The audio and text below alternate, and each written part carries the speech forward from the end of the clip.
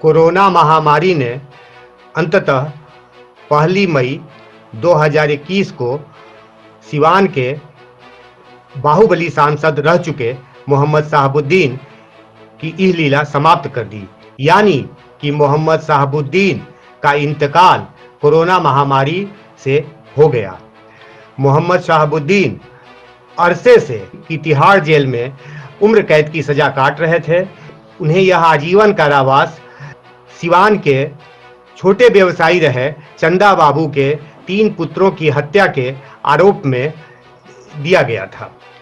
मोहम्मद शहाबुद्दीन आज से तकरीबन 16 साढ़े 16 साल पहले 4 नवंबर 2005 को दिल्ली से गिरफ्तार किए गए थे और उसी के बाद से वे लगातार जेल की सीखचों में बंद थे। मोहम्मद शहाबुद्दीन पर अपहरण, हत्या, रंगदारी मांगने और आर्म्स एक्ट के तकरीबन 63 मामले दर्ज थे। मोहम्मद शहाबुद्दीन सिवान जिले के प्रतापपुर गांव के मूल बाशिंदा थे। सिवान शहर से यह गांव तकरीबन 6 किलोमीटर के फासले पर स्थित है। इनके पिता SM हसीबुल्ला सिवान के सबसे पुराने स्टैंप वेंडर थे। रजिस्ट्री कचहरी में मुद्रांक विक्रेता थे। कुछ महीने पहले उनका इंतकाल हुआ था। मोहम्मद शहाबुद्दीन 3 भाई थे। सबसे बड़े गयासुद्दीन, उसके बाद मोहम्मद शहाबुद्दीन, उसके बाद मोहम्मद शमसुद्दीन।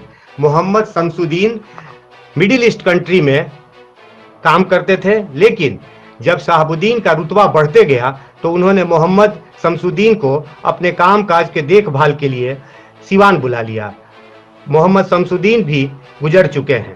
शहाबुद्दीन एक्चुअली तब सुर्खियों में आए थे जब 2 फरवरी 1989 को जमशेदपुर में रामा सिंह और साहेब सिंह के साथ मिलकर इन लोगों ने एक साथ 3 लोगों की हत्या की थी। वो ट्रिपल मर्डर के नाम से विख्यात वह केस था। उस समय यह हत्या सूरजदेव सिंह, जो धनबाद माफिया और यूनाइटेड बिहार के सबसे बड़े माफिया डॉन थे, उनके इशारे पर की गई थी।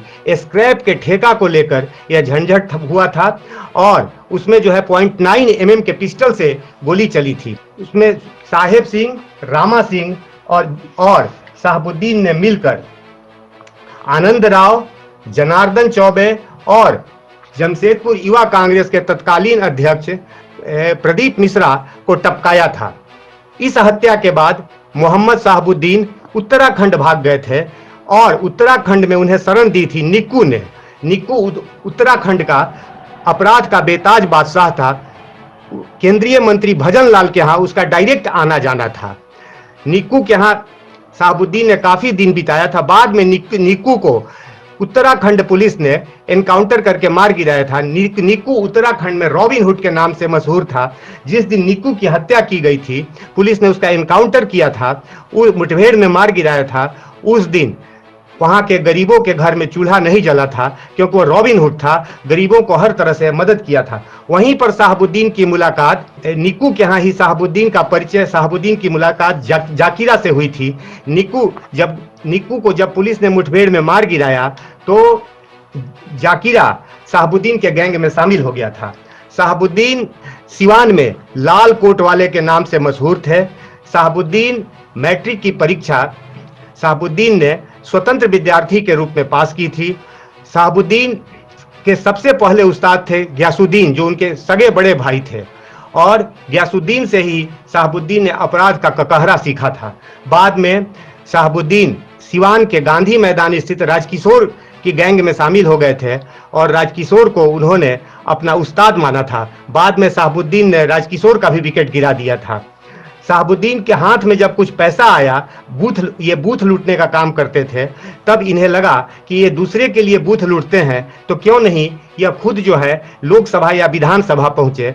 नतीजतन 1990 के चुनाव में जेल में रहकर ही शहाबुद्दीन ने 325 वोटों से उस चुनाव में जीत हासिल की थी और सीधे विधानसभा वो पहुंच गए थे। ये जीरादेई से उन्होंने चुनाव लड़ा था। यह वही जीरादेई है जहां देश के प्रथम राष्ट्रपति डॉक्टर राजेंद्र प्रसाद की पैदाइश हुई थी, जो राजेंद्र प्रसाद की डॉक्टर राजेंद्र प्रसाद, देश रत्न डॉक्टर राजेंद्र प्रसाद की जन्मभूमि और कर्मभूमि रही है। वहां शहाबुद्दीन वहां से अपनी जीत दर्ज कर विधानसभा पहुंचे थे। तब लालू यादव बिहार के मुख्यमंत्री थे और शहाबुद्दीन सीधे लालू की शरण में चले गए थे। लालू को भी अपना MOI समीकरण दुरुस्त करने के लिए ऐसे वीर बांकुरे की जरूरत थी, ऐसे बाहुबली की जरूरत थी और यहीं से शहाबुद्दीन को लालू यादव का संरक्षण मिलते चला गया।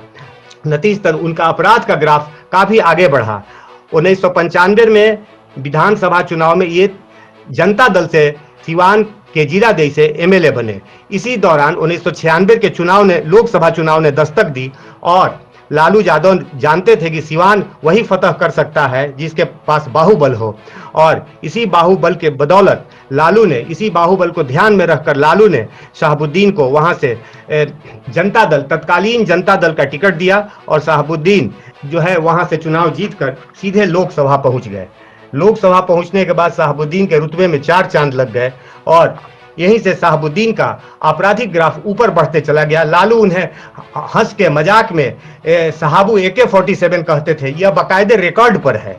शहाबुद्दीन 1996 के लोकसभा चुनाव में 2 मई 1996 की दोपहर सिवान शहर में अजब दृश्य उपस्थित हो गया था जब मोहम्मद शहाबुद्दीन की पलटन ने बूथ लूटने के दौरान वहां के तत्कालीन SP जो अभी वर्तमान में बिहार सरकार के DGP हैं SK सिंघल की गाड़ियों पर AK-47 से ताबड़तोड़ फायरिंग की थी और SK सिंघल अपनी गाड़ी लौटाकर वहां से भाग चले थे।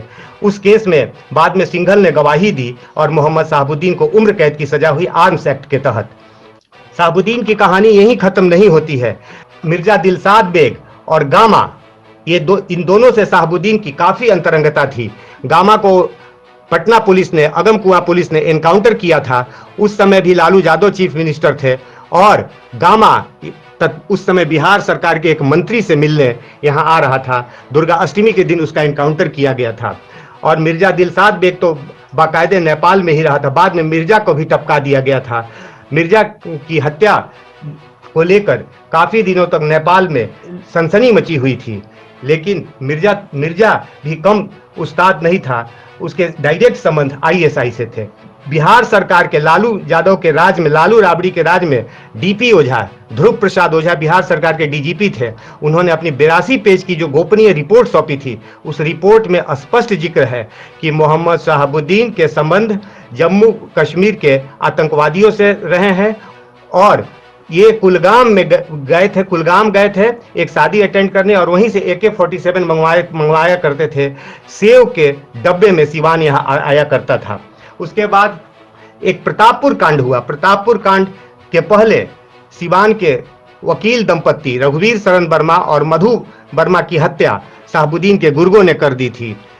16 मार्च 2001 को शहाबुद्दीन ने वहां के DSP, शहाबुद्दीन की पलटन ने वहां के DSP अश्विनी कुमार पर हाथ चलाया था, जिसकी प्रतिक्रिया यह हुई थी कि 16 मार्च 2001 को वहां प्रतापपुर कांड हुआ था जिसमें 10 लोग मारे गए थे। एक पुलिसकर्मी मारा गया था और 9 शहाबुद्दीन के गुर्गे मारे गए थे।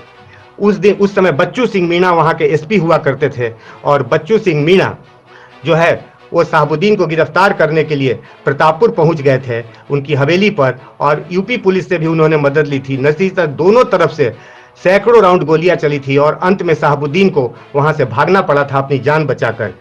ऐसा कहा जाता है कि शहाबुद्दीन ने एक मीटिंग में कह दिया था, गोपालगंज की एक मीटिंग में कह दिया था कि MOI समीकरण के तहत ये Y यानी यादव ने बहुत राज कर लिया, अब M को मौका देना चाहिए यानी मुस्लिम को मौका देना चाहिए। और यही वजह थी कि सत्ता के शीर्ष पर बैठे, बिहार की सत्ता के शीर्ष पर बैठे तत्कालीन सुप्रीमो ने बच्चू सिंह मीणा को इशारा कर दिया था कि शहाबुद्दीन को सबक सिखाना जरूरी है और उसी का परिणाम यह कांड हुआ था। उस समय शहाबुद्दीन के बहनोई एजाजुल हक बिहार सरकार के अल्पसंख्यक कल्याण राज्य मंत्री, उन्होंने इस्तीफा भी दे दिया था। शहाबुद्दीन की कथा अनंत है, इस पर एक मोटी पुस्तक ही लिखी जा सकती है। चंदा बाबू जो सिवान के व्यापारी थे, चंदा बाबू भी दुनिया से गुजर गए। चंदा बाबू के 3 बेटों की मौत में इनका नाम आया था और उसी के बाद ये जो है इन्हें पटना उच्च न्यायालय ने उम्र कैद की सजा सुनाई थी। हालांकि बाद में पटना उच्च न्यायालय के जस्टिस जे.एन. शर्मा ने इन्हें 7 सितंबर 2016 को जमानत पर रिहा कर दिया था, लेकिन सुप्रीम कोर्ट के वरिष्ठ वकील प्रशांत भूषण ने चंदा बाबू के परिवार को काफी मदद की और इसके खिलाफ हुए PIL उन्होंने दायर किया और सुप्रीम कोर्ट में इसकी सुनवाई हुई। नतीजतन 27 सितंबर को सुप्रीम कोर्ट के न्यायाधीश अमिताभ रॉय और जस्टिस पिनाकी चंद्र घोष ने पटना हाई कोर्ट को जबरदस्त फटकार लगाई और शहाबुद्दीन को 24 घंटे के भीतर सरेंडर करने का आदेश दिया। उसके बाद शहाबुद्दीन ने आत्मसमर्पण किया और उसी के बाद से वो जेल में बंद थे। बाद में उन्हें तिहाड़ जेल भेज दिया गया था। तिहाड़ जेल में ही उनकी मौत हो गई। कुल मिलाकर एक महत्वपूर्ण बात यह है कि जब मोहम्मद शहाबुद्दीन का केस सुप्रीम कोर्ट में चंदा बाबू के बेटों की हत्या के आरोप में जब पटना हाई कोर्ट ने उन्हें उम्र कैद की सजा दी, तो इसके खिलाफ उनके वकील ने सुप्रीम कोर्ट का दरवाजा खटखटाया और वह केस तत्कालीन चीफ जस्टिस रंजन गोगोई की बेंच पर गया। रंजन गोगोई ने स्पष्ट शब्दों में कहा कि पटना हाई कोर्ट ने जो जजमेंट दिया है वह बिल्कुल ही सही जजमेंट है और इसमें वो हस्तक्षेप नहीं करेंगे। नतीजतन शहाबुद्दीन की उम्र कैद की जो सजा हुई थी पटना हाई कोर्ट से, उस पर सुप्रीम कोर्ट ने भी मोहर लगा दी थी। लेकिन वक्त किसी की गुलामी नहीं करता। समय जब अपने जलाल पर आता है तो सब कुछ तार तार हो जाता है। समय के इसी जलाल ने कोरोना से शहाबुद्दीन की जिंदगी छीन ली। स्पष्ट है राजद को इससे झटका लगा है। उसके माई समीकरण के गटमट होने की पूरी उम्मीद है। देखना है शहाबुद्दीन की मौत के बाद सिवान की राजनीति कौन सा करवट लेती है।